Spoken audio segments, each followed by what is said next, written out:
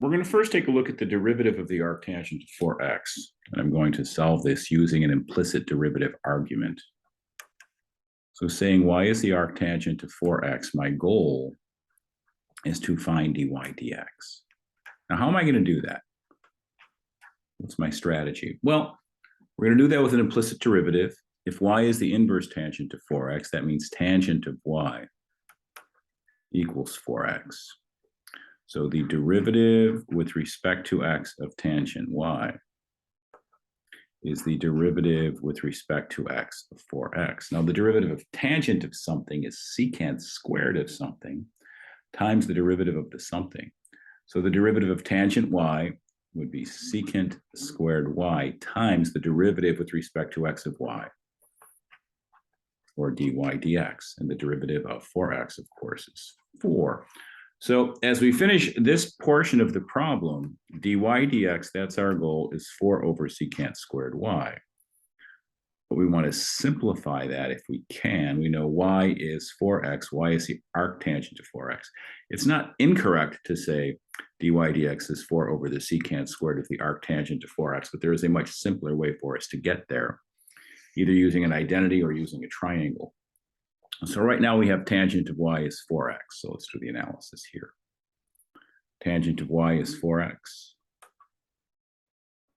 Tangent of y is also opposite over adjacent. So instead of 4x, let's make it 4x over 1, and let's draw our triangle with a y. Opposite is 4x, and the adjacent is 1. Well, that makes this relatively easy with Pythagoras. What do we know? We know c squared is a squared plus b squared, so c squared is 4x squared plus 1 squared, so c squared is 16x squared plus 1, which makes c equal to the square root of 16x squared plus 1. Now, from there, we want to go ahead and determine what is our secant squared. So we've just solved for c. And we know secant is reciprocal of cosine. So cosine is adjacent over hypotenuse.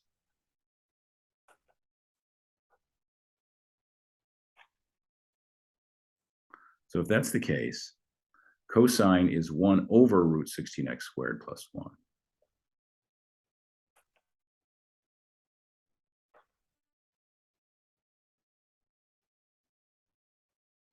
Secant, of course, is the reciprocal of cosine, so secant y is root 16x squared plus 1. What does that make secant squared y? Secant squared y then would be 16x squared plus 1. So coming back here, remember our goal was to find dy dx. We last said dy dx was 4 over secant squared y. So we can say dy dx is 4 over 16x squared plus 1. So that's my conclusion. Remember, my original question was the derivative of the inverse tangent of 4x.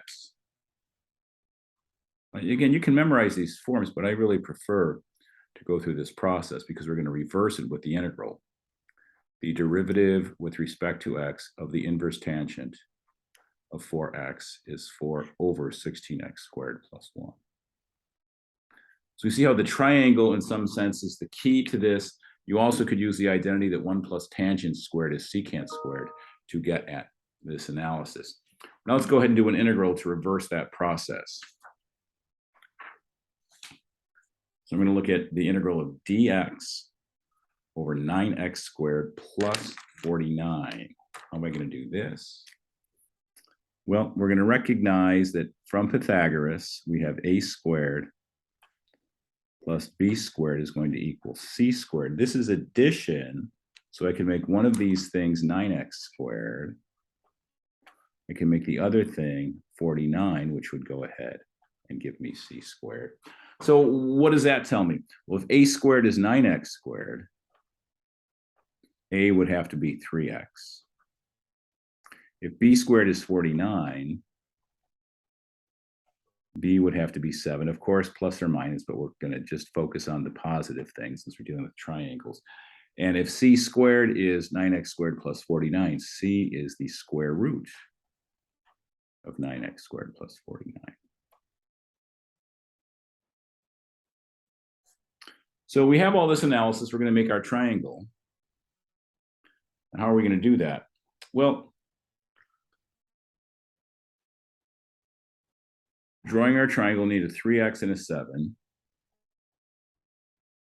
And it's going to be better to put the 3x here on one leg and 7 here, because that's going to enable us to use tangent rather than cotangent. Notice, opposite over adjacent, 3x over a 7. Keep the x in the numerator. And then the third side is the square root of 9x squared plus 49.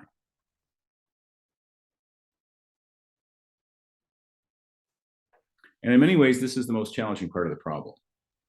So I'm going to need to use a trig substitution. I'm going to call this angle theta. We're going to do some analysis with this angle. What are we going to say? Opposite over adjacent is tangent. So tangent of theta is 3x over 7. Taking the derivative with respect to x of each side. The derivative with respect to x of tangent theta is the derivative with respect to x of 3x over 7. The derivative with respect to x of tangent theta would be secant squared theta times d theta dx equals 3/7. Now, what I want to do is I want to replace dx, our original question up here. Remember, we have integral of dx over 9x squared plus 49. I want to replace dx. So if I solve for dx, multiply both sides by 7/3. So we'll get 7/3 secant squared theta on this side. D theta here. And then multiply both sides by dx. Gets me over to that side. So that's kind of nice. Now, how do we deal with the 9x squared plus 49? What am I going to do? What's the key to that argument? Well, looking at the triangle, what do we know? We have 3 sides. Now, these 2 sides both have x's. We don't want to deal with that. That'll be more complicated. Let's work on these 2 sides. One has an x, one doesn't. So it's adjacent and hypotenuse. I would start with cosine theta. So first off, cosine theta is the adjacent, 7, over the square root of 9x squared plus 49. Okay. Let's flip it because we want to get this 9x squared upstairs. So that'll be secant theta then, reciprocal of cosine, is root 9x squared plus 49 over 7. Which then gives me 7 secant theta equals the square root of 9x squared plus 49.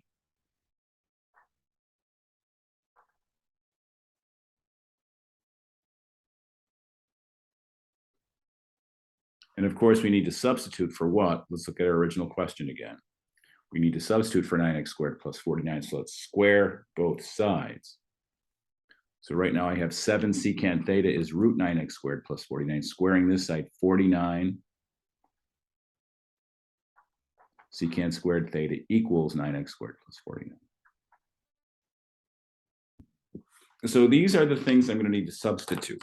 Let's highlight them. This is dx. And this is going to sub for 9x squared plus 49. So we see that. Going back to our original question, we have integral of dx over 9x squared plus 49, which will be integral of what? Dx upstairs. What is dx? Dx is 7/3 secant squared theta d theta. 7/3 secant squared theta d theta. What is 9x squared plus 49? 9x squared plus 49 is 49 secant squared theta.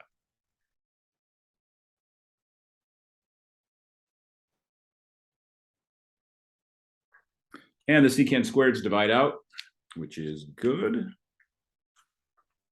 So you have 7/3 divided by 49, or if you like 7/3 times 1 over 49 Then we have the integral of what? Integral of d theta. And what is that? 7/3 times 1/49. We get some sevens to divide out. 7/3 times 1/49 gives me 1/21. So we have 1/21. The integral of d theta is just theta plus c. Now, what is theta? What is theta? Well, let's look, what did we say over here? We said tangent of theta is 3x/7, which would make theta the inverse tangent of 3x/7. If tangent of theta is 3x/7, here again, I'll highlight that. Tangent of theta is 3x/7. The theta would be the inverse tangent of 3x/7 plus c. And that is my integral.